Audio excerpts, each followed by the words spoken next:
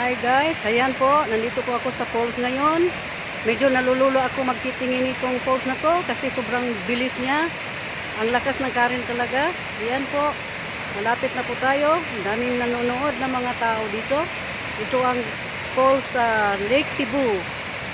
Itong falls daw ito, kaya lang ito lang yata ang mas malapit-lapit kasi yung iba kailangan mo pang magsasakay ng zipline.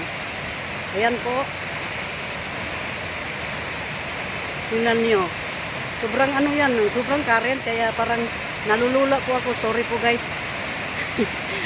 Nalulula talaga ako nagtingin dyan sa, ano na yan, sa falls na yan. Saka ano, hindi talaga pwede siya maliligo dyan ng mga tao guys. Ano lang talaga siya, manunood ka lang. Yun lang po guys. Yan, ganda-ganda no. Nalulula talaga ako nito manood guys.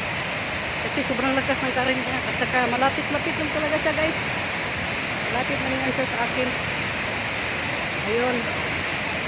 So, ayan guys. Sobrang lakas ng current niya.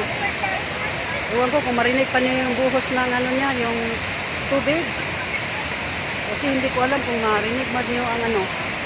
So, sobrang lakas talaga. Ang lakas-lakas talaga. Very, very intensive yung ano mo ito. Ang haba, tingnan nyo. Ayun. Ayun. So, ang ganda talaga pag masdan guys. Hindi nakakatawa. Lake Cebu Waterfall. Dito lang po sa South Cotabato. Daming tubig dito guys.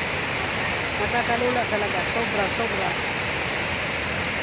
Yun po.